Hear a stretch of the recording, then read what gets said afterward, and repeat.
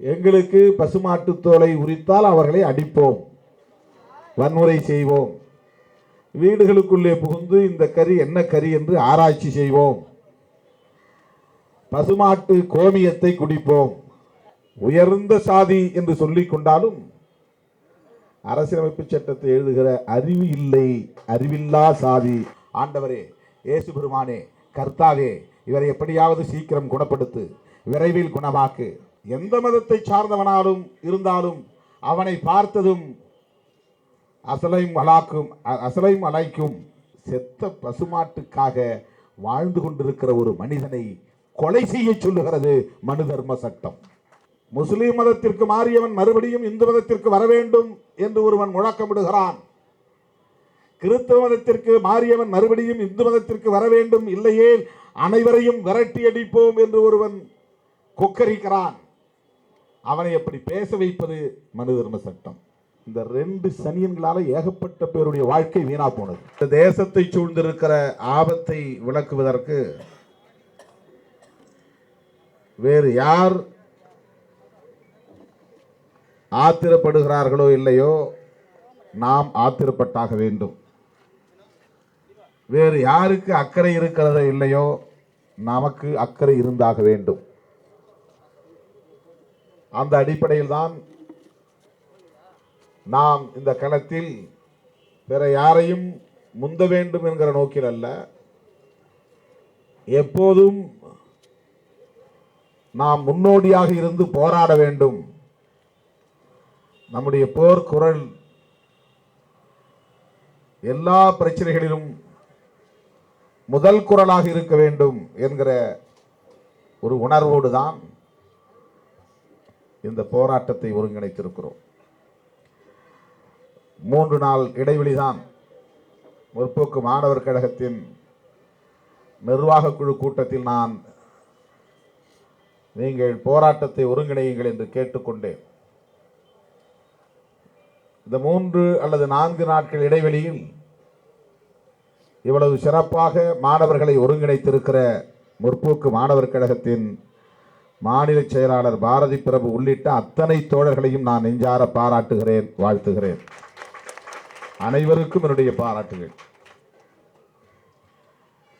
நாம் இந்த கல்விக் கொள்கையை ஏன் எதிர்க்கிறோம் என்பதை நம்முடைய பேராசிரியர் சிவக்குமார் அவர்கள் மிகச் சுருக்கமாக சொன்னார். அதே போல தோழர் கஜேந்திர பாபு அவர்களும் உணர்ச்சிகரமாக இங்கே தன்னுடைய கருத்துக்களை நம்மிடத்தில் எடுத்து வைத்தார். கல்வியை காவிமயமாக்குவதையும் வணிகமயமாக்குவதையும் எதிர்க்கிறோம். மிக சுருக்கமாக அவர் சொன்னார். காவிமயமாக்குதல், வணிகமயமாக்குதல், இந்த இரண்டையும் நாம் எதிர்க்கிறோம். அதனால் இந்த போராட்டத்தை ஒருங்கிணைத்திருக்கிறோம். காவிமயமாதல் என்றால் RSS உள்ளிட்ட சங் பரிவார் அமைப்புகளின் கொள்கைதான் காவி கொள்கை. ஆங்கிலத்தில் செஃபரனைசேஷன் என்று சொல்வார்கள். செஃப்ரான் அப்படின்னா காவி, செஃபரனைசேஷன் அப்படின்னா காவிமயமாக்குதல். காவிகள் என்றால் உங்களுக்கு தெரியும், இந்துத்துவ கொள்கையை பரப்புகிற சாதுக்கள், சாமியார்கள், மகான்கள், மகாத்மாக்கள் அணிகிற உடை காவி உடை. ஆகவே அவர்கள் என்ன கொள்கையை கடைபிடிக்கிறார்களோ அந்த கொள்கையை அரசின் அனைத்து துறைகளிலும் திணிப்பது, அதுவே அரசின் கொள்கையாக மாற்றுவது.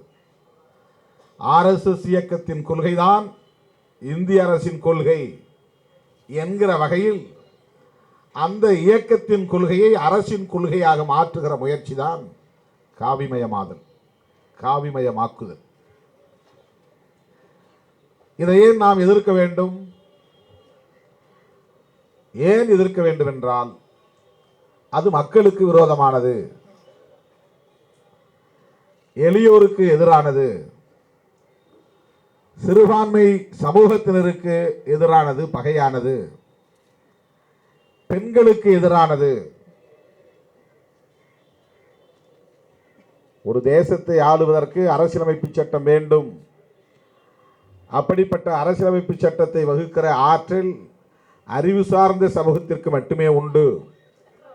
அதனால்தான் இந்திய தேசத்தின் அரசியலமைப்பு சட்டத்தை வகுக்கிற பொறுப்பை புரட்சியாளர் அம்பேத்கரிடத்தில் தந்தார்கள் என்று இங்கே பாரதி பிரபு சொன்னார். உயர்ந்த சாதி என்று சொல்லிக் கொண்டாலும் அரசியலமைப்பு சட்டத்தை எழுதுகிற அறிவு இல்லை, அறிவில்லா சாதி என்பதுதான் அதற்கு பொருள்.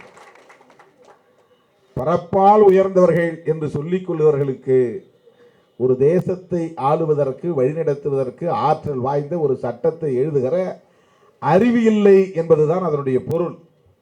நாம் யாரையும் அறிவு கெட்டவனே என்று சொல்லவில்லை, அறிவு கெட்டவர்களே என்று சொல்லவில்லை, அறிவிலிகளே என்று சொல்லவில்லை. உங்களால் எழுத முடியவில்லை என்பதை நீங்களே ஒப்புக்கொண்டு புரட்சியாளர் அம்பேத்கரால் தான் அது முடியும் என்று ஒப்படைத்திருக்கிறீர்களே, அது நீங்களே தருகிற ஒரு சாட்சியம். அம்பேத்கர் தான் அறிவு செம்மல், எங்களால் அது முடியாது. எங்களுக்கு பசுமாட்டு தோலை உரித்தால் அவர்களை அடிப்போம், வன்முறை செய்வோம், வீடுகளுக்குள்ளே புகுந்து இந்த கறி என்ன கறி என்று ஆராய்ச்சி செய்வோம், பசுமாட்டு கோமியத்தை குடிப்போம், அதனால் உடலுக்கு நல்லது என்று நாங்கள் பரப்புவோம். இவ்வளவுதான் எங்களுக்கு தெரிந்த அறிவு. ஒரு தேசத்தையே வழிநடத்தக்கூடிய ஒரு சட்டத்தை எழுது என்றால் எங்களால் எழுத முடியுமா? பசுமாட்டு கோமியத்தை குடித்தால் அரசியல் சட்டம் எழுத முடியுமா? ஆக பசுமாட்டு கோமியத்தை குடிக்கிறவர்களால் அரசியலமைப்பு சட்டத்தை எழுத முடியாது என்பதை அவர்கள் ஒப்புக்கொண்டு புரட்சியாளர் அம்பேத்கர் அவர்களிடத்தில் அதை ஒப்படைத்திருக்கிறார்கள் என்று நான் சொல்லவில்லை, நம்முடைய பாரதி பிரபு சொன்னார். இப்படி ஒரு தேசத்திற்கான அரசியலமைப்பு சட்டம் வருவதற்கு முன்பு இந்த நாட்டை எது வழிநடத்தியது, சமூகத்தை எது வழிநடத்தியது, அதைத்தான் நீங்கள் கவனமாக புரிந்து கொள்ள வேண்டும். ஒட்டுமொத்தத்தில் உலக அளவில் மானுடத்தை வழிநடத்துவதற்கான அரசியலமைப்பு சட்டங்கள் என்பது சில ஆயிரம் ஆண்டுகளுக்கு முன்பு உருவானதுதான். 1500 ஆண்டுகளுக்கு முன்பு முதலில் தி கோட் ஆஃப் ஹமுராபி என்பதுதான் ஒரு சட்டமாக அறியப்பட்டது. ஹமுராபி சட்டம் அது கிபி 500 என்று நான் கருதுகிறேன், அல்லது 2000 ஆண்டுகள், அவ்வளவுதான். எல்லாவற்றுக்குமே நமக்கான ரெக்கார்ட்ஸ் என்பது 2000 ஆண்டுகள் தான் ஆவணங்கள். 2000 ஆண்டுகளுக்கு முன்னால் மனிதர்கள் இருந்தார்களா இல்லையா? சமூகம் இருந்ததா இல்லையா? ஆக அவர்களை வழிநடத்துவதற்கு அப்போது குழு குழுவாக மானுடம் வாழ்ந்தபோது அவர்களை வழிநடத்துவதற்கென்று சிலர் மகான்களாக உயர்ந்தார்கள். அவர்கள் சில வழிமுறைகளை சொன்னார்கள், அவை தொகுக்கப்பட்டன. அவைதான் அப்போது சமூகத்தின் சட்டங்களாக கருதப்பட்டன. அந்த சட்டங்களை பின்பற்றுகிறவர்கள் தான் அந்த குழுவை சார்ந்தவர்கள். அதுதான் இந்து சமூகமாக, இஸ்லாமிய சமூகமாக, கிறிஸ்தவ சமூகமாக, மதம் என்கிற பெயரால் அழைக்கப்பெற்றன. இந்து மதத்தை வழிநடத்துவதற்கென்று ஒரு சட்டம், இஸ்லாம் மதத்தை வழிநடத்துவதற்கென்று ஒரு சட்டம், கிறிஸ்தவ சமூகத்தை வழிநடத்துவதற்கென்று ஒரு சட்டம். அவைதான் இப்போது கிறிஸ்தவ மதம் பின்பற்றுகிற பைபிள் என்று அழைக்கப்படுகிறது. பைபிள் சில வாழ்க்கை நெறிமுறைகளை சொல்லுகிறது. இஸ்லாம் மதத்திலே குர்ஆன் என்று சொல்லப்படுகிறது. அதுதான் வேதம், அதுதான் சட்டம், அதுதான் விதி, அதுதான் ஒழுங்கு. அதை பின்பற்றுகிறவர்கள் இஸ்லாமியர்கள். அப்படி ஒரு சமூகத்தை வழிநடத்துவதற்கான விதிமுறைகள் வரையறுக்கப்பட்டன, வகுக்கப்பெற்றன. இந்து சமூகத்தில் அப்படி வரையறுக்கப்பட்டன, வகுக்கப்பெற்றன. அதைத்தான் மனு தர்மம் என்று இங்கே சொன்னார்கள். மனுஸ்மிருதி, கோட் ஆஃப் மனு. மற்ற மதங்களின் வேதங்களை அல்லது இந்த மதங்கள் சொல்லுகிற சட்டங்களை நாம் ஆய்ந்து பார்த்தால் இந்து மதத்தை தவிர மற்ற மதங்களின் சட்டங்கள் மனித நேயத்தை போதிக்கிறது. மனிதர்களை சகோதரர்களாக கருத வேண்டும் என்று போதிக்கிறது, கருணையை போதிக்கிறது, அன்பை போதிக்கிறது, அருளை போதிக்கிறது. அதனால்தான் பொது மருத்துவமனையிலே ஒருவன் நோய்வாய்ப்பட்டு கிடந்தால் ஒரு கிறிஸ்தவன் பைபிளை தூக்கி கொண்டு போய் அவன் தலைமாட்டிலே உட்கார்ந்து பைபிளை படிக்கிறான். அவனை அப்படி படிக்க வைப்பது அவன் படித்த பைபிள் அவனுக்கு கருணையை சொல்லி தருகிறது. ஐயோ பாவம், இவர் இப்படி புற்றுநோயால் பாதிக்கப்பட்டு கிடக்கிறார், ஆண்டவரே, இயேசு பெருமானே, கர்த்தாவே, இவரை எப்படியாவது சீக்கிரம் குணப்படுத்து, விரைவில் குணமாக்கு, ஆண்டவரே இவரை காப்பாற்று என்று ஒருவன் அவன் தலைமாட்டிலே போய் உட்கார்ந்து அவன் பைபிளை எடுத்து படிக்கிறான் அல்லது அவள் பைபிளை எடுத்து படிக்கிறாள் என்றால் அப்படிப்பட்ட ஒரு தொண்டினை செய்வதற்கான ஒரு வழியை பைபிள் அவனுக்கு கற்பிக்கிறது. எந்த மதத்தை சார்ந்தவனாலும் இருந்தாலும் அவனை பார்த்ததும் அஸ்ஸலாமு அலைக்கும் சலாம் அடித்து அஸ்ஸலாமு அலைக்கும் என்று சொல்லி அவனை கட்டி தழுவி மார்போடு தழுவி அவனை சகோதரனாக ஏற்றுக்கொண்டு ஒரு தட்டில் அமர்ந்து சாப்பிடக்கூடிய அளவுக்கு உறவை மேம்படுத்திக் கொள்ளுகிற அன்பை போதிக்கிறது இஸ்லாம். அன்பை போதிக்கிறது. யாராயிருந்தாலும், நீ எந்த மதத்தை சார்ந்தவனாயிருந்தாலும் என் சகோதரன் தான், வா என்று எல்லா முஸ்லீம் இன்னொருவனை கட்டி தழுவுவதை நாம் பார்க்கிறோம். ஆனால் தொடவே கூடாது என்று சொல்லுகிற ஒரே மதம் உலகத்தில் இந்து மதம் மட்டும்தான். மனிதனை பாகுபடுத்தி பார்க்கிற மதம், என்ன சாதி, என்ன குலம், என்ன கோத்திரம் என்று பார்க்கிற மதம், தீண்டாமையை போதிக்கிற மதம், அந்த சட்ட திட்டங்களை மீறுகிற போது அவனை கொடுமையாய் தண்டிக்கிற மதம் மார்க்கம் உலகத்தில் ஒன்றே ஒன்று, அது இந்து மதம்தான். அது ஏற்றுக்கொண்டிருக்கிற மனு தர்மம் தான். ஒரு இஸ்லாம் இன்னொரு மதத்தை சார்ந்தவனை ஒரு இஸ்லாமியன் பார்த்ததும் கட்டித்தழுவ சொல்லுகிறது அவனுடைய குரான், அவனுடைய மார்க்கம். நோய்வாய்ப்பட்டு கிடக்கிறவனை சீக்கிரம் குணமாக்க வேண்டும் என்று கர்த்தாவிடம் பிரார்த்தனை செய்ய சொல்லுகிறது அவனுடைய சட்டம் பைபிள். ஆனால் செத்த பசுமாட்டுக்காக வாழ்ந்து கொண்டிருக்கிற ஒரு மனிதனை கொலை செய்ய சொல்லுகிறது மனு தர்ம சட்டம். எவ்வளவு காட்டுமிராண்டித்தனமான ஒரு சட்டம் அது! எவ்வளவு கேடுகெட்ட ஒரு மார்க்கம் அது! உலகத்தில் எந்த மதமாவது இப்படிப்பட்ட கோட்பாடுகளை சொல்லுகிறதா? சமணம் சொல்லுகிறதா? பௌத்தம் சொல்லுகிறதா? சீக்கிய மதம் சொல்லுகிறதா? அல்லது வேறு எந்த மதமாவது உலகத்தில் சொல்லுகிறதா? உலகத்தில் தோன்றிய அத்தனை மதங்களும் வேதங்களும் மனிதனை மதிக்க கற்றுக் கொடுக்கிறது, அன்பை போதிக்கிறது, கருணையை போதிக்கிறது. பெற்ற தாயாயிருந்தாலும் தகப்பனாயிருந்தாலும் குட்ட நோய் வந்துவிட்டால், குட்டம் தொழுநோய் வந்துவிட்டால் வீட்டை விட்டு விலக்கி வைக்கிறான் பெற்ற பிள்ளையே. ஆனால் யாரோ எவனோ பெற்ற பிள்ளையின் தொழுநோய் பிடித்தவனின் கண்களை துடைத்து, முகத்தை துடைத்து, விரல்களில் விழுகிற அந்த நுழைநீரை எல்லாம் துடைத்து விட்டு அவனுக்கு தொண்டு செய்தால் அன்னை தெரசா. அப்படி ஒரு அன்னை தெரசாவை உருவாக்கியது பைபிள். இந்து மதத்தில் எவனாவது ஒரே ஒரு அன்னை தெரசா உண்டா?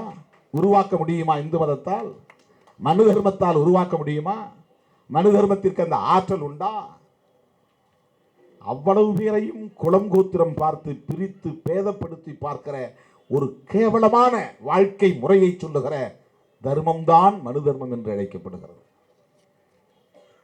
அந்த கொள்கைதான் இன்னும் இந்தியாவை ஆண்டு கொண்டிருக்கிறது. முழக்கம் எழுப்புகிற போது சொன்னோம், மோடியே பதில் சொல், நாட்டை ஆளுவது அரசியலமைப்பு சட்டமா மனு தர்ம சட்டமா என்று நாம் கேள்வி கேட்டோம். முஸ்லிம் மதத்திற்கு மாறியவன் மறுபடியும் இந்து மதத்திற்கு வர வேண்டும் என்று ஒருவன் முழக்கமிடுகிறான். கிறிஸ்தவ மதத்திற்கு மாறியவன் மறுபடியும் இந்து மதத்திற்கு வர வேண்டும், இல்லையே அனைவரையும் விரட்டி அடிப்போம் என்று ஒருவன் கொக்கரிக்கிறான். அவனை எப்படி பேச வைப்பது? மனு தர்ம சட்டம். ஹரியானாவிலே செத்துப்போன பசுமாட்டு தோலை உரித்ததற்காக 5 பேரை அடித்தே கொலை செய்தார்கள். அப்படி அவனை கொலை செய்ய வைத்தது அவன் நம்புகிற மனு தர்ம சட்டம். குஜராத்திலே உனா என்கிற நகருக்கு பக்கத்திலே ஒரு கிராமத்தில் அதே போல செத்த பசுமாட்டு தோலை உரிக்க முயற்சித்தார்கள் என்பதற்காக அவர்களை சங்கிலியால் பிணைத்து கொடூரமாக தாக்கி அதை வீடியோவாக பதிவு செய்து சமூக வலைத்தளங்களிலே பரப்பி அதை கண்டு ரசிக்கிறது ஒரு கூட்டம். அப்படி அவனை செய்ய வைப்பது அவன் நம்புகிற மனு தர்மம்.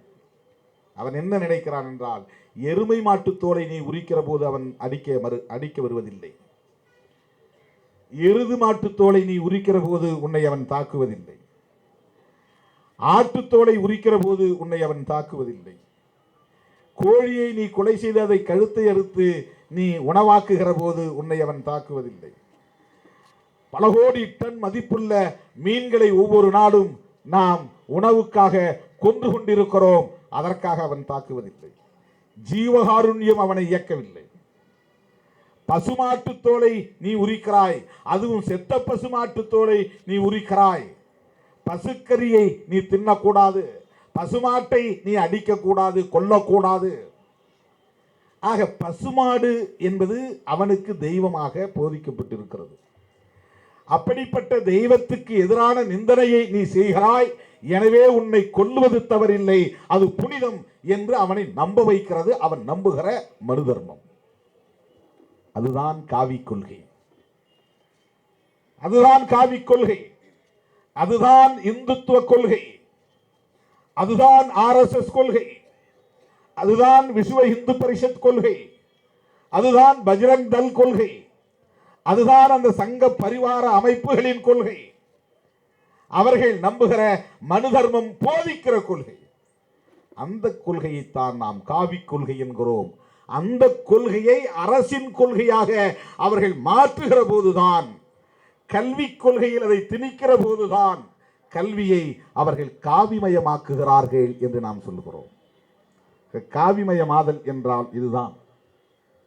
கர்வாப்சி என்று முழங்குவது காவிமயமாக்குகிற முயற்சி. இஸ்லாமியாக மாறியவனே, கிறிஸ்தவனாக மாறியவனே, நீ மறுபடியும் இந்துவாக மாற வேண்டும், இல்லையே உங்களை கொலை செய்வோம். இந்த நாடு இந்துஸ்தான், இதை இந்தியா என்று கூட சொல்லக்கூடாது. இந்துக்கள் பெரும்பான்மையாக வாழ்கிற நாடு இது, எனவே இது இந்துஸ்தான் என்றுதான் அழைக்க வேண்டும். அதோடு இணைக்கப்பட்டிருந்த பாகிஸ்தானையும் இணைப்போம், அதோடு இருந்த ஆப்கானிஸ்தானையும் இணைப்போம். இப்படி எல்லாவற்றையும் இணைப்பது அகண்ட பாரதத்தை உருவாக்குவோம் என்கிற கொள்கை. இதுதான் காவி கொள்கை, இதுதான் காவி கொள்கை. இப்படிப்பட்ட கருத்துக்களை ஒரே தேசம், ஒரே மக்கள், ஒரே பண்பாடு. இந்தியா என்பது ஒரே தேசம். அதை தமிழ்நாடு, ஆந்திரா, கர்நாடகா, கேரளா என்றெல்லாம் பிரித்து மொழிவழி அடிப்படையில் சிந்திக்க கூடாது. அதுதான் காவி கொள்கை. ஒரே தேசம், ஒரே மக்கள் என்றால் அனைவரும் இந்துக்கள் என்றுதான் இங்கே இருக்க வேண்டும். எவனும் இங்கே கிறிஸ்தவன், முஸ்லீம், சீக்கியன், பௌத்தன், சமணன், பார்சி என்று வெவ்வேறு மத அடையாளங்களை பேசக்கூடாது. அனைவரும் இந்துக்களாக வாழ வேண்டும் என்பதுதான் அவன் சொல்லுகிற ஒரே மக்கள். ஒரே கல்வி என்றால் அவன் விரும்புகிறபடி கல்வி இங்கே அமைக்கப்பெற வேண்டும். அவன் விரும்புகிற ஒரு தேசம் எதிர்காலத்தில் உருவாக வேண்டும். அப்படி என்றால் வளர்ந்து வருகிற பிஞ்சு குழந்தைகளின் உள்ளத்திலேயே இந்த காவி கொள்கையை திணித்து அனைவரும் சமஸ்கிருதம் படிக்க வேண்டும், அனைவரும் இந்து கொள்கையை ஏற்றுக்கொள்ள வேண்டும், அனைவரும் மனு தர்மத்தை நம்ப வேண்டும், அனைவரும் சங் பரிவார அமைப்புகளின் கொள்கைப்படி வளர வேண்டும் என்பதுதான் அவன் நோக்கம். அதற்காகத்தான் அவன் காமன் சிவில் கோட் என்கிற ஒரு பொது சிவில் சட்டத்தை கொண்டு வர வேண்டும் என்று புரட்சியாளர் அம்பேத்கர் அவர்களால் உருவாக்கப்பெற்ற அரசியலமைப்பு சட்டத்தையே தூக்கி எறிவதற்கு முயற்சிக்கிறார்கள். இதுதான் காவி கொள்கை, இதுதான் காவிமயமாதல். ஆக இப்படிப்பட்ட காவிமயமாதலை கல்வித்துறையில் திணிக்கிற முயற்சி. குலத்தொழில் கற்பிப்பது இடைநிறுத்தம் என்று சொன்னார் நம்முடைய பேராசிரியர் சிவகுமார் அவர்கள்.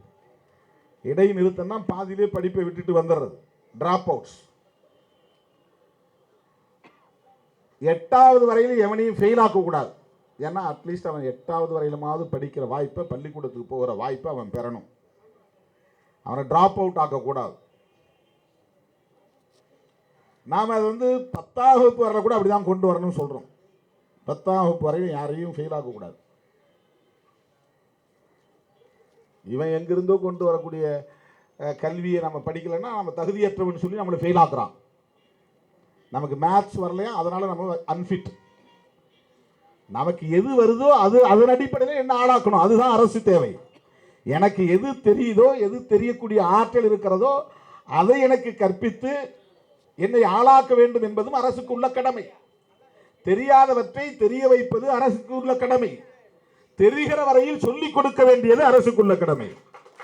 நான் புரிந்து கொள்ளுகிற வரை எனக்கு மேத்ஸ் புரியலன்னா திரும்ப திரும்ப எக்ஸாம் எழுதி நான் பாஸ் பண்றேன். என்ன ஆக இவன் ஒரு கல்விக் கொள்கையை வரையறுத்து அவர்களை ஃபெயிலாக்கி அதில் தோல்வி பெற செய்து மேற்கொண்டு படிப்பதற்கான ஒரு ஊக்கமில்லாத நிலையை உருவாக்குகிறார்கள்.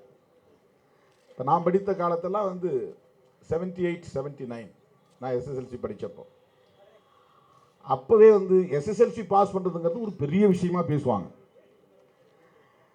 பெரும்பாலும் எஸ்எஸ்எல்சியில் என்ன பாடத்தில் ஃபெயில் ஆவாங்கன்னா கணக்கு, ஆங்கிலம் 2 தான். இந்த 2 சனியன்களால் ஏகப்பட்ட பேருடைய வாழ்க்கை வீணா போனது. இந்த கணக்கு என்கிற சனியனாலும் ஆங்கிலம் என்கிற சனியனாலும் எத்தனை பேருடைய வாழ்க்கை வீணானது என்பதை எண்ணி பார்க்கிற போது வயிறு எரிகிறது. நான் தப்பி வந்துட்டேன், நான் ஃபெயில் ஆகல. நான் ஃபெயில் ஆயிட்டேன்னு சொல்லிக்கிறீங்களா எல்லாரும்? நான் எஸ்எஸ்எல்சியில் பாஸ் ஆயிட்டேன். கணக்கும் ஆங்கிலமும் ஏராளமான கிராமப்புறத்து மாணவர்களின் வாழ்க்கையை சீரழித்திருக்கிறது இவனுடைய கல்விக் கொள்கையால். அதுக்கப்புறம் அவன் மாடு மேய்க்கு போயிடுறான். பேருக்கு எஸ்எஸ்எல்சின்னு அவன் சொல்லிக்குவான், ஃபெயில் ஆனால் கூட ஃபெயில்னு சொல்ல மாட்டான். நான் எஸ்எஸ்எல்சி வரலாம் படித்தேம்மா. சில பேர் வேற ஏதாவது சொல்லிக்குவானுங்க. நிறைய பேர் பிஏன்னு கூட சொல்லிக்குவானுங்க. ஏன்னா ஒரு அப்ளிகேஷன் போட்டுவான் பிஏ கரஸ்பாண்டன்ஸுக்கு, பிஏன்னு சொல்லிக்குவான். ஆனால் கிராமத்தில் அவன் ஆடு மேய்க்கவும் மாடு மேய்க்கவும் அத்தை பொண்ணையோ மாமா பொண்ணையோ கல்யாணம் பண்ணிக்கிட்டு அங்கேயே அவன் முடங்கி போய்விடுகிறான். வெளி உலகம் தெரிவதில்லை, வெளிச்சம் தெரிவதில்லை. அவன் கல்லூரிக்கு வந்த பிறகு அவன் 1000 பேருக்கு வழிகாட்டுவான். அதுவரையும் தான் யாராவது ஒருத்தவங்க வழிகாட்டணும். ஆக இந்த கல்விக் கொள்கை என்பது எவ்வளவு ஆபத்தானது என்பதை நாம் பார்க்கணும். அப்போ இடைநிறுத்தம் என்பது எங்க இவன் பிரேக் வைக்கிறான் நினைக்கிறான்னா 5ஆவதோட வைக்கணும்னு நினைக்கிறான். அதுதான் ஐயா சொன்னது. 5 வரையிலும் ஃபெயில் போட மாட்டார், எல்லாத்தையும் ப்ரமோட்டட். ஃபர்ஸ்ட்ல இருந்து செகண்ட், செகண்ட்ல இருந்து தேர்ட், தேர்ட்ல இருந்து ஃபோர்த், ஃபோர்த்ல இருந்து ஃபிஃப்த். அதுக்கப்புறம் ஒரு எக்ஸாமினேஷன் வச்சு ஃபில்டர் பண்றார். அப்படி அங்க அவன் வடிகற்ற வேலையை செய்யும் போது, ஃபில்டர் பண்ணுகிற போது ஏராளமானவர்கள் டிராப் அவுட் ஆவதற்கு வாய்ப்பு இருக்கிறது. அப்ப டிராப் அவுட் பண்றவனுக்கு என்ன சொல்லி கொடுக்குறான்னு இந்த கல்விக் கொள்கை சொல்லுதுன்னா அவனுக்கு தெரிந்த தொழிலை கற்றுக் கொடுப்போம். அதுதான் குலக்கல்வியை திணிக்கிற மறைமுக முயற்சி என்று நாம் குறிப்பிடுவது. ஆக இதுதான் காவிமயமாதல், காவிமயமாக்குகிற முயற்சி. இதை நீங்க புரிஞ்சுக்கணும். ஏன் இதை எதிர்க்கிறோம்னா ஏதோ மோடி அரசாங்கம் கொண்டு வந்திருப்பதனாலே எதிர்க்கிறோம் என்று நினைக்க கூடாது. பிஜேபியை எதிர்க்கிறோம் என்பதனால் எதிர்க்கிறோம் என்று நினைக்க கூடாது. ஆர்எஸ்எஸ் நமக்கு பகை என்பதனால் எதிர்க்கிறோம் என்று கருதக்கூடாது. ஆர்எஸ்எஸ்க்கு இதில் வேலையே இல்லை. பாரதிய ஜனதா கட்சி தான் நாட்டில் ஆட்சி நடத்துகிறது. ஆனால் எல்லா விவகாரங்களிலும் ஆர்எஸ்எஸ் தலையிடுகிறது. அந்த இயக்கங்களைத்தான் சங் பரிவார் என்று சொல்லுகிறார்கள். சங்க பரிவாரம், அதில் 10க்கும் மேற்பட்ட அமைப்புகள் அகில இந்திய அளவிலே இயங்கிக் கொண்டிருக்கின்றன. அதில் அகில இந்திய அளவில் புகழ்பெற்ற இயக்கங்களாக ஆர்எஸ்எஸும் விஸ்வ இந்து பரிஷத்தும் இருக்கின்றன. இவர்கள் எல்லா விதமான பழமைவாத கருத்துக்களை பாதுகாப்பதில் கவனமாக இருக்கிறார்கள். சாதி கட்டமைப்பு அப்படியே இருக்கணும். இந்து கோவில்களுக்குள் லுங்கி கட்டிக்கொண்டு யாரும் வரக்கூடாது. தலித்துகள் நுழையக்கூடாது. பெண்கள் கருவறைக்குள் பக்கத்திலே நெருங்கி வழிபாடு செய்யக்கூடாது. இதெல்லாம் அவருடைய இந்து கொள்கைகள். இதை காப்பாற்ற வேண்டும், அதுதான் அவருடைய நோக்கம். இந்த பண்பாடு பழம் பண்பாடு, பழமை காலத்து பண்பாடு, தொன்மை பண்பாடு. அந்த தொன்மை காலத்து பண்பாட்டை பாதுகாக்க வேண்டும் என்பதற்காக உருவாகி இருக்கிற இயக்கங்கள் தான் இந்த சங் பரிவார் இயக்கங்கள். ஆக இவர்களுக்கான அரசியல் பிரிவாக இருக்கிற பாரதிய ஜனதாவை பயன்படுத்தி அதன் வழியாக இவர்களின் கொள்கைகளை திணிக்கிறார்கள். அதுதான் ஆபத்து. ஆகவேதான் அதனை காவிமயமாக்குதல் என்கிற பெயரில் நாம் அதை எதிர்க்கிறோம். இரண்டாவது வணிகமயமாதல். கல்வின்னா எல்லோருக்கும் கிடைக்கணும், அது செலவில்லாமல் கிடைக்கணும். ஏன்னா ஒரு தேசத்தை உண்மையிலேயே நேசிக்கக்கூடிய ஆட்சியாளர்கள் நல்ல இளம் தலைமுறையை உருவாக்க வேண்டும், அனைவரையும் கல்வி கற்றவர்களாக வளர்க்க வேண்டும். எந்த தேசம் கல்வியை கட்டணமில்லாமல் வழங்குகிறதோ அந்த தேசம் உருப்படும், அந்த தேசம் வளரும். கல்வியை வியாபாரமாக்கிறான், அதை தனியார்கிட்ட ஒப்படைக்கிறார்கள். என்ன ஒரு கேடுகட்ட ஆட்சி என்பதை நாம் புரிந்து கொள்ள வேண்டும். சாராய கடைகள் எல்லாம் அரசாங்கம் நடத்துகிறது, கல்வி கூடங்களை எல்லாம் தனியார் நடத்துகிறது. ஒரு ஆட்சி அல்லது ஆட்சியை நடத்துகிற ஆளும் கும்பல் எப்படிப்பட்ட பிற்போக்குத்தனமான சக்திகளாக இருக்கிறார்கள் என்பதற்கு இதை விட வேறு என்ன சான்று வேண்டும்? ஒரு நல்ல ஆட்சி என்றால் என்ன அடையாளம் இருக்க வேண்டும் என்றால், கல்வியை முழுமையாக அரசு தன் கட்டுப்பாட்டில் வைத்திருக்க வேண்டும், எல்லா தரப்பு மக்களுக்கும் கல்வியை வழங்க வேண்டும். 3 லட்சம் மாணவர்கள் 12ஆம் வகுப்பில் தேர்வு எழுதுகிறார்கள் என்றால், அதில் மருத்துவம் படிப்பதற்கு வாய்ப்பு பெற்றவர்கள் 1 லட்சம் பேர் இருக்கிறார்கள் என்றால், அந்த 1 லட்சம் பேரும் தேர்வு எழுதுகிற போது அவர்களுக்கு மருத்துவம் படிக்கிற அளவுக்கான இடங்கள் இங்கே உருவாக்கப்பட வேண்டும். ஆனால் இவர்கள் இடத்தின் எண்ணிக்கையை சுருக்கி அதற்கான இன்ஃப்ராஸ்ட்ரக்சர், கல்லூரிகள் போன்ற தளவாடங்களை சுருக்கி போட்டிக்கான மாணவர்களின் எண்ணிக்கை அதிகமாகிற போது, கல்விக்கூடங்களின் எண்ணிக்கை குறைவாக இருக்கிற போது அதனுடைய விலை பயங்கரமாக உயர்கிறது. தனியார் கல்வி நிறுவனங்கள் அனைத்தும் கொள்ளை கூடங்களாக மாறி இருக்கின்றன. 1 கோடி ரூபாய் இல்லாமல் ஒருவன் MBBS சீட் பெற முடியாது, மருத்துவம் படிக்க முடியாது. எவ்வளவு பெரிய அப்பட்டமான பகல் கொள்ளை! இதற்கு யார் காரணம்? அந்த கல்வி நிறுவனத்தை நடத்துகிற தனியாரா காரணம்? இல்லை, இந்த அரசாங்கம் காரணம். தமிழ்நாட்டிலே மருத்துவம் படிப்பதற்கான தகுதி பெற்ற மாணவர்கள், அறிவியல் பாடத்தை படித்து 12ஆம் வகுப்பு தேர்ச்சி பெற்று வருகிற மாணவர்கள், மருத்துவத்திற்கான தேர்வு எழுதுகிற மாணவர்களின் எண்ணிக்கை எவ்வளவு இருக்கிறதோ அந்த எண்ணிக்கையில் ஒரு 2 மடங்காவது கல்வி கூடங்களில் இடம் இருக்கக்கூடிய ஒரு சூழலை அல்லவா அரசு ஏற்படுத்த வேண்டும். ஒரு 10,000 பேர் மாணவர்கள் பரீட்சை எழுதுகிறார்கள் என்றால் 10,000 பேருக்கும் இடம் கிடைக்கவில்லை என்றாலும் அந்த 3இல் 2 மடங்கு பேருக்காவது, ஒரு 7,000 பேர் அல்லது 8,000 பேராவது படிக்கக்கூடிய அளவுக்கு கல்லூரிகள், அதற்கான இடங்கள், அதற்கான பேராசிரியர்கள், அதற்கான லெபரட்டரிஸ், சோதனை கூடங்கள், இவையெல்லாம் அமைத்து தருவதுதான் ஒரு ஆட்சியின் கடமை. ஊருக்கு டாஸ்மாக் கடைகளை திறந்து வைக்கிறார்கள், ஊருக்கு பார்களை திறந்து வைக்கிறார்கள், அதுவும் சொகுசு பார். ஒரு அரசு எதுக்காக இயங்குகிறது பார்த்தீர்களா? கல்லூரிகளை கட்ட வேண்டிய அரசு, கல்வி கூடங்களை பெருக்க வேண்டிய அரசு, மாறாக அதை ஒவ்வொன்றாக குறைத்துக் கொண்டே மூடிக்கொண்டே வருகிறது. டாஸ்மாக் கடைகளின் எண்ணிக்கையை பெருக்கிக் கொண்டே போகிறது.